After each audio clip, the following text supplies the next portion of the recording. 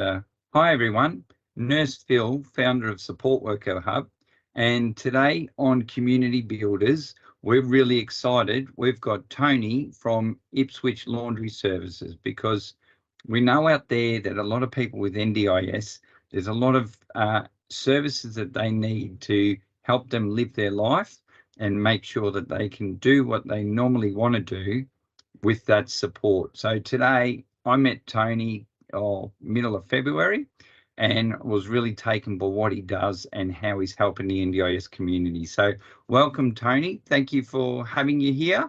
Really excited. So Tony, can you give us a bit of an overview, because you've got a few businesses that help NDIS, but I'd like to start with the laundry service, so Ipswich Laundry Service. Can you give us a bit of an overview of what it is and how an NDIS person can access your service? And we'll talk a bit later about like what you provide in there. Yeah, no problem. So Ipswich Laundry Service started back in 2013, 14, and in about 2015, I was fortunate enough to meet a gentleman called Andrew Baker. And Andrew was paraplegic, but he was just simply a retail laundry customer. And then in about 2017, Andrew was one of the very first recipients. He called himself a guinea pig of the NDIS here in Ipswich, and so he was discussing the NDIS with me, and as part of that process, we became accredited. So that took about 6 months to do at the time, but we've been looking after NDIS clients, both self-funded, managed, for the last 5 odd years. But look, the way that we do it is that we provide both a laundry service and an ironing service to our participants, and just depending upon what their needs are will depend upon what the service offering is. But really, at the end of the day, we provide our customers with a laundry container.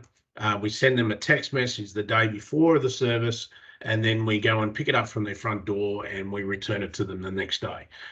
We believe at the end of the day, we believe that everyone's entitled to be clean, to be wearing clean clothes, fresh clothes, and to be able to go out into the community feeling good.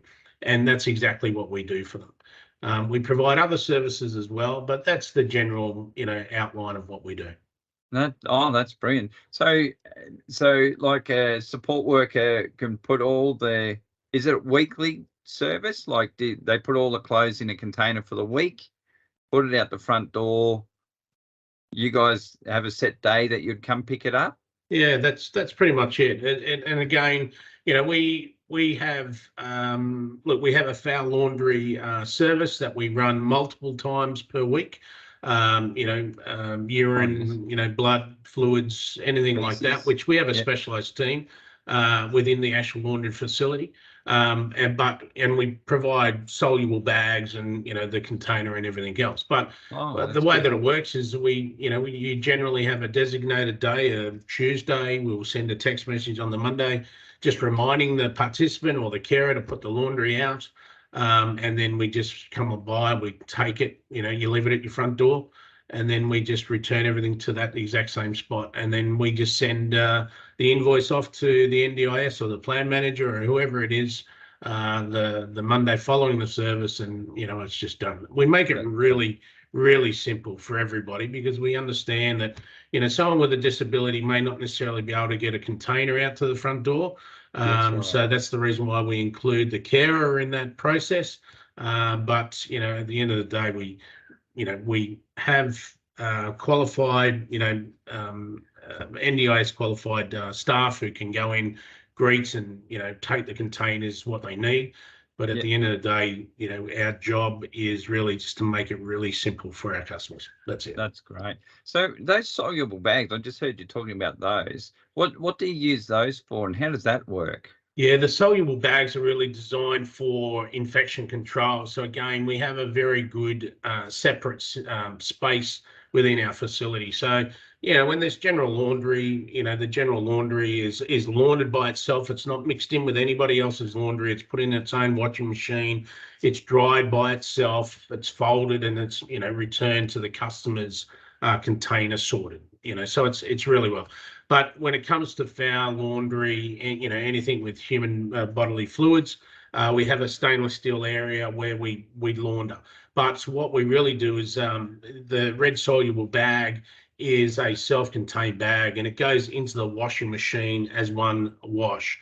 And the bag itself has this seam down the side of it, and when it hits water, it just simply dissolves, and the bag opens up, and the laundry is just simply laundered.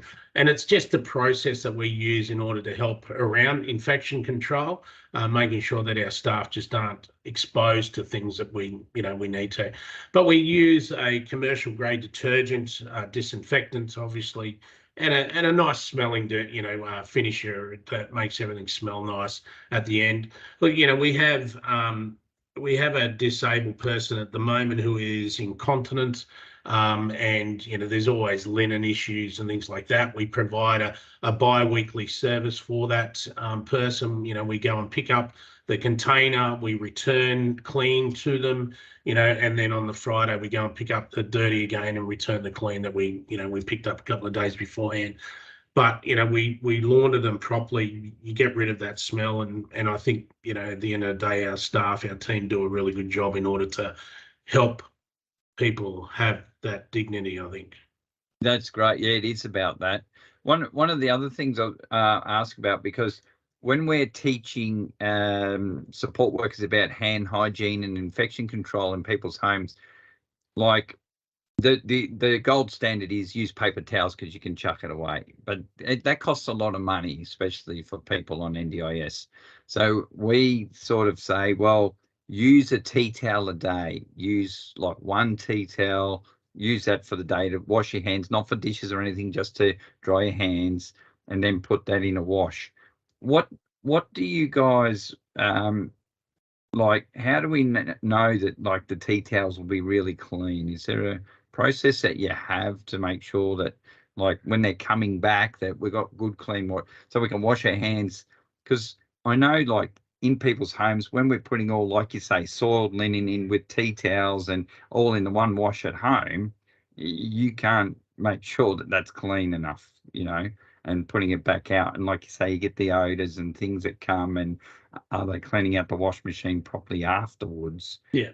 So this why to me, more than just a convenience and making it easy for people, I see it as a big safety reason that laundry service is a must for people, because there's a big infection control element that you guys can actually help stop and break that chain. So I was wondering where we start, works.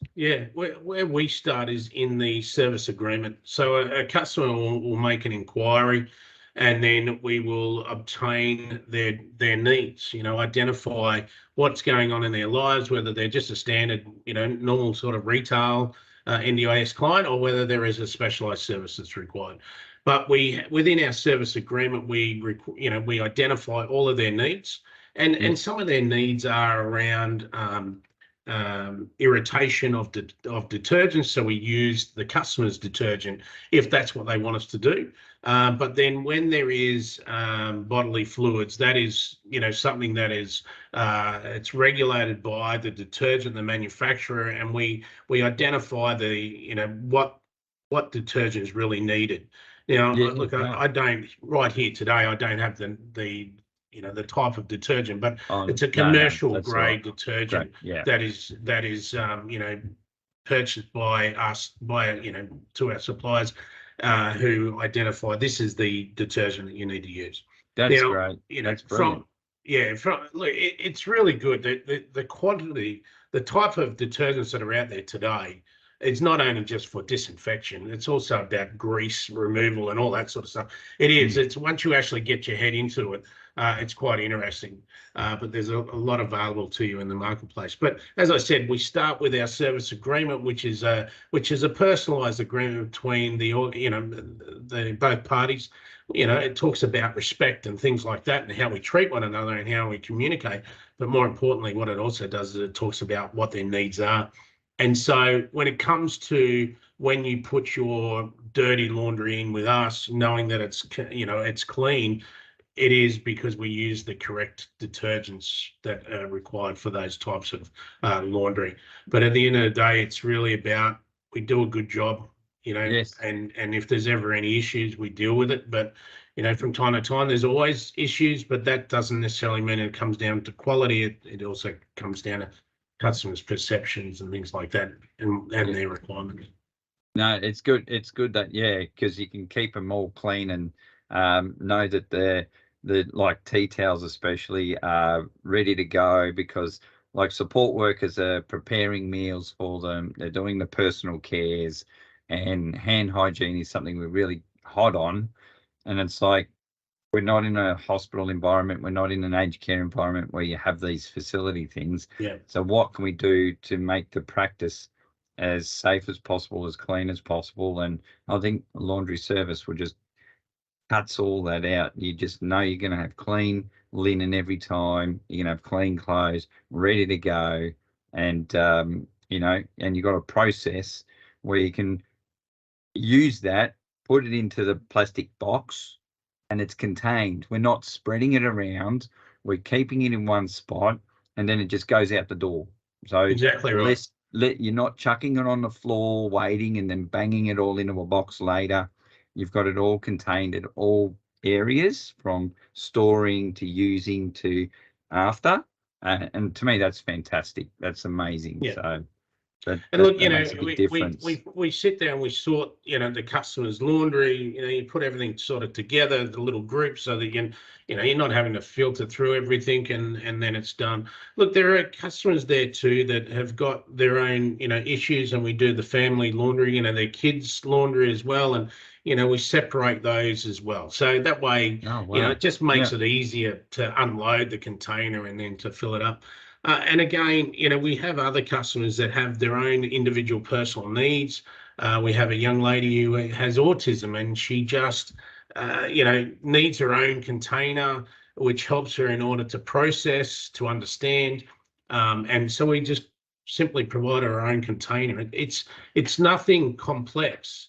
But what it really does is it just helps her in order to be able to say, right, this is my container, this is what I need to put into it and sort, and she's a happy customer that way. So, and then she can manage her own life and manage her own laundry and make sure that she's in control and making sure it works for her. It is such a nice thing, like I've come from the finance industry, and I deal, typically we're sitting in front of computers all day and doing applications and all that sort of stuff. So you have a lot of human interaction. It is lovely when you go and see, customers that have got an issue for whatever reason, and we go in there and solve it. That is such a nice way. And then, and again, I think that builds into our philosophy. Everyone's entitled to, wear clean clothes. Everyone's entitled to, have a nice life.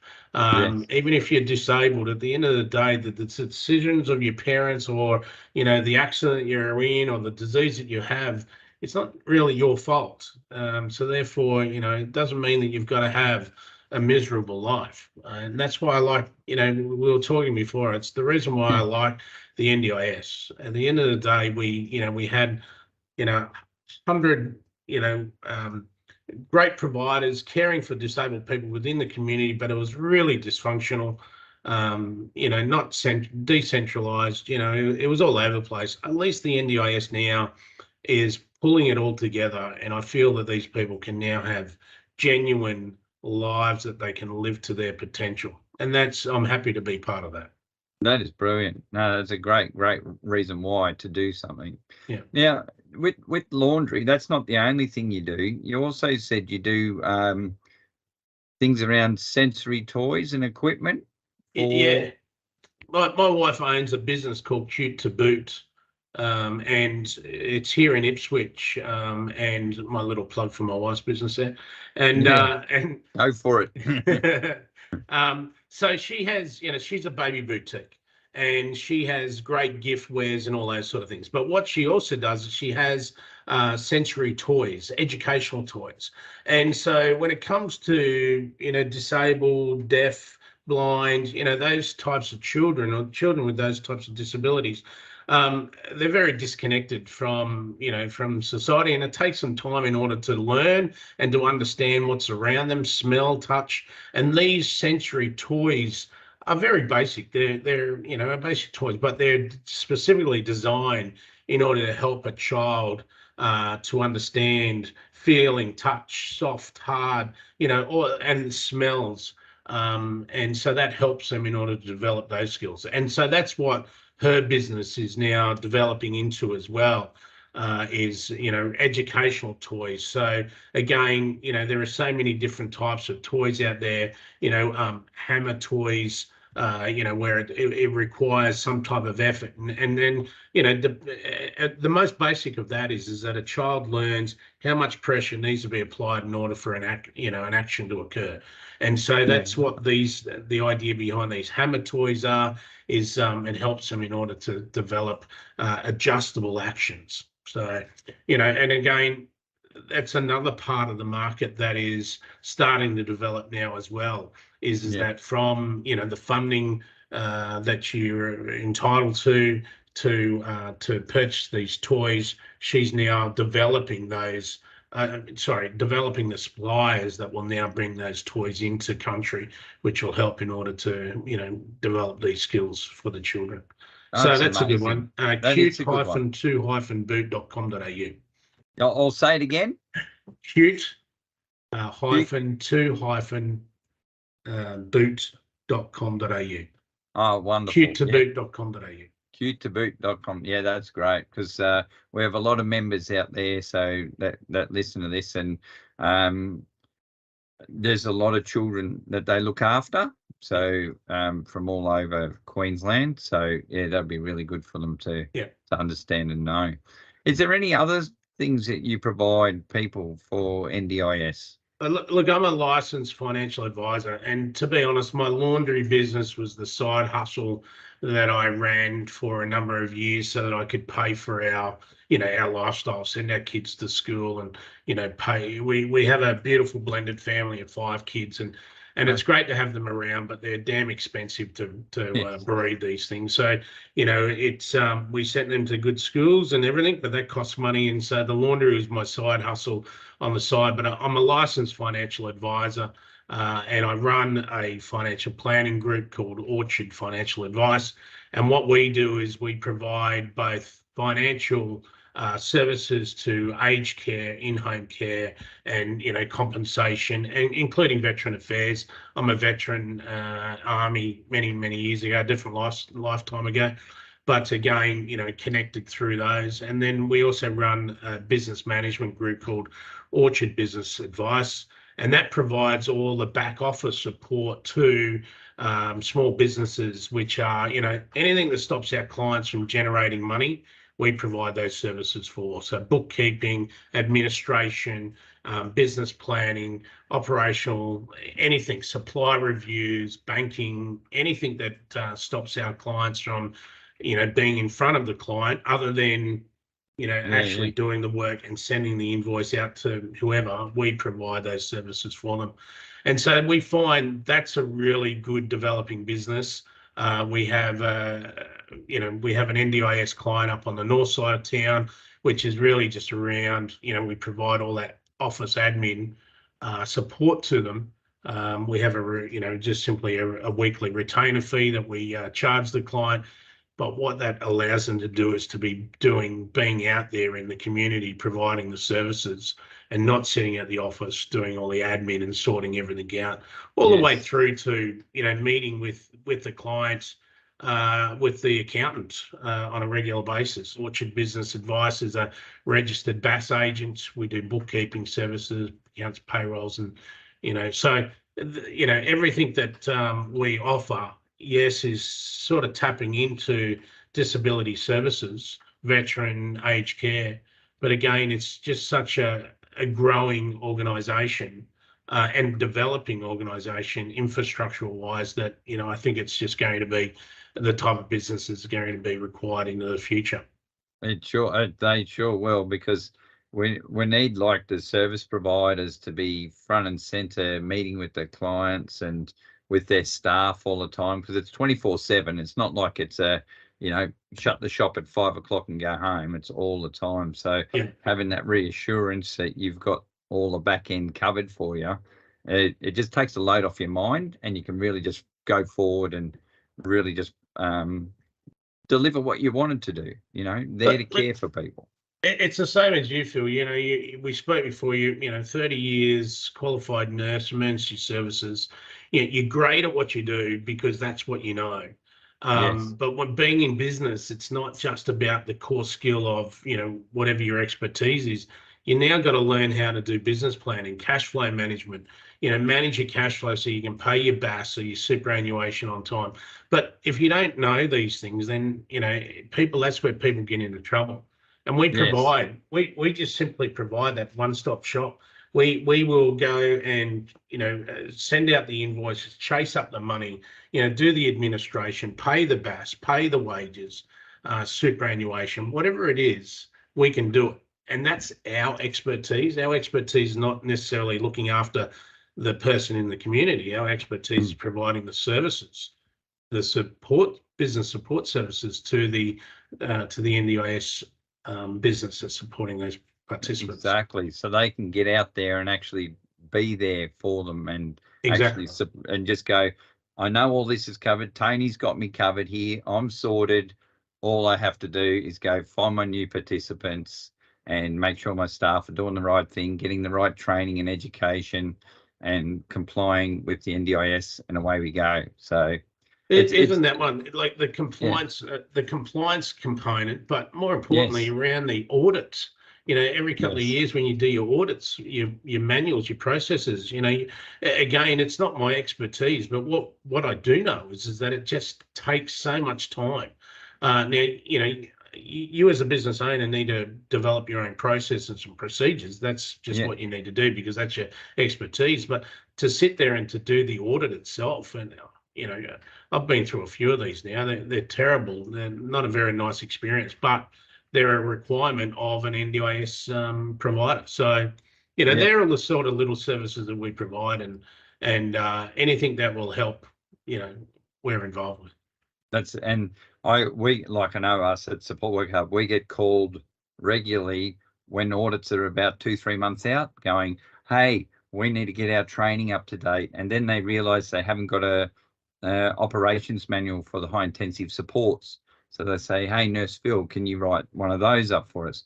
So on that side, do you do like manuals and policies on the business side for people?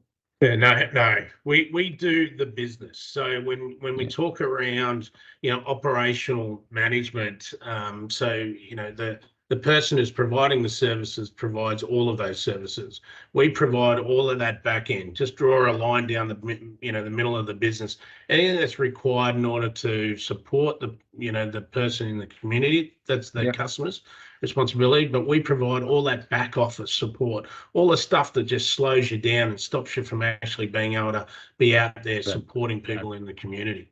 So look, we see the operational management as part of the day-to-day job, and you need that operational management in order to do that. But what we do is really just the nuts and bolts of it all. And this, there's a lot of so we have a lot of sole provider NDIS workers in our community. This sounds like a must for them because we do speak to a lot of them, and they go, oh, I just sign up, get my ABN, and bang, out I go, and I just get paid, and woohoo, life is good. It's like, hang on. You've just made yourself a whole business, whole company, ASIC regulation.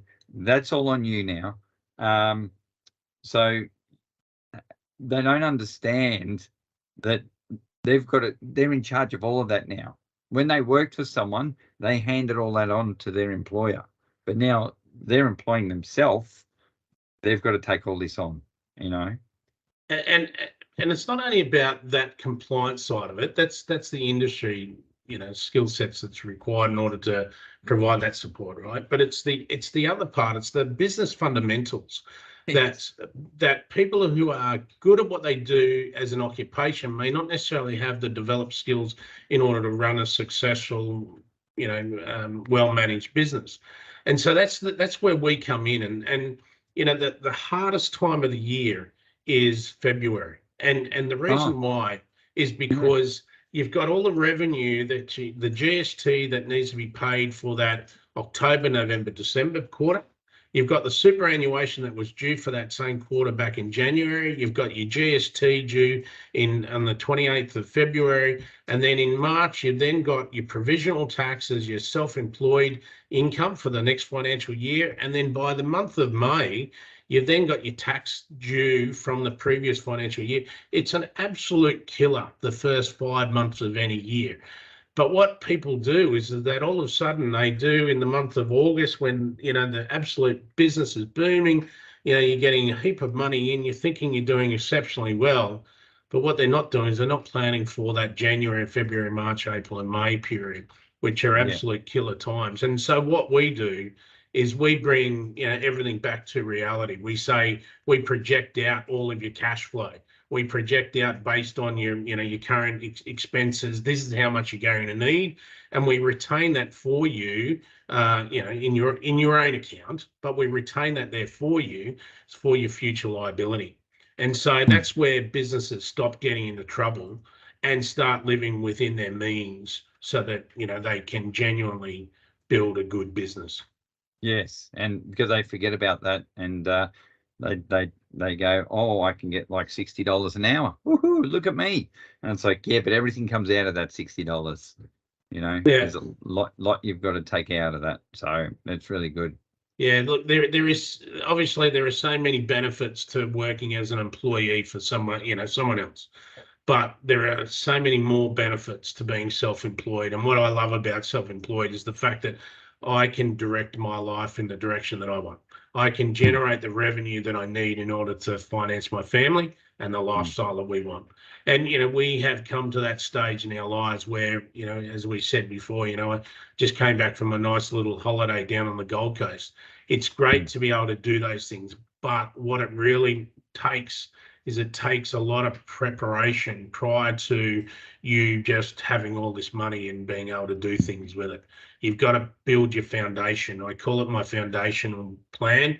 We put it all in place. We project out for the future, and then that allows you to be able to genuinely see how your business is going, and you can run a successful business that way. That's it. That is very good. That's very good. Is there anything else you would like to talk about regarding NDIS and helping clients? But I see the NDIS as an absolute growing industry. As we spoke, when it first came in, they were talking $10 billion, $17 billion. They're at $39 billion, and by the time we finish in a couple of years' time, it'll be up around $70 billion per annum. This is a government guaranteed funding project, which means that for the next 20 years, the government guarantees that this funding will be there. So you can make genuine career changes now to get into this as a self-employed person, knowing that the government is going to continue to support it. Now, I'm not saying that they are the best rates out there that you can obtain, but I'll tell you what, it's pretty good. The government review their rates twice a year, at the end of the day, and, they're a reasonable return if you are a self-employed person. Now, if you are genuinely going into business with more than, a couple of employees, well, then that's a different proposition and requires, strict management. But if you are, just sitting on the fence now thinking about it, this is a pretty good industry to get into, and one that you can definitely, build your own financial security on for the next 20 years. That's brilliant. No, exactly. That's a great way to finish. So we really appreciate your time today, Tony, even coming back from holiday. So all fresh, ready for the next week and after Easter. So well done. and look forward to seeing what support workers say, and I'll forward on their messages to you as well.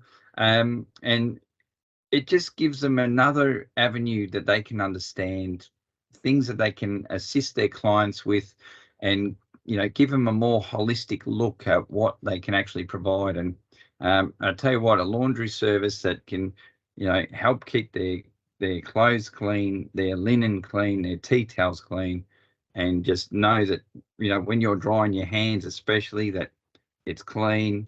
We don't put it straight into the bucket. That is just like gold, really is. Yep. So it's an amazing thing. So thank you so much for your time. Yeah. No worries. If anyone wants to get in contact, you can find me on LinkedIn, Tony Orchard. And if you want to make an inquiry about the laundry, Ipswich laundryservice.com.au, or the Century Toys, cute-2-boot.com.au. Thanks very much, Phil. Appreciate your time. No worries. All the best. Take care. And thank you, everyone, for listening to Community Builders today. Look forward to speaking to you soon. Take care.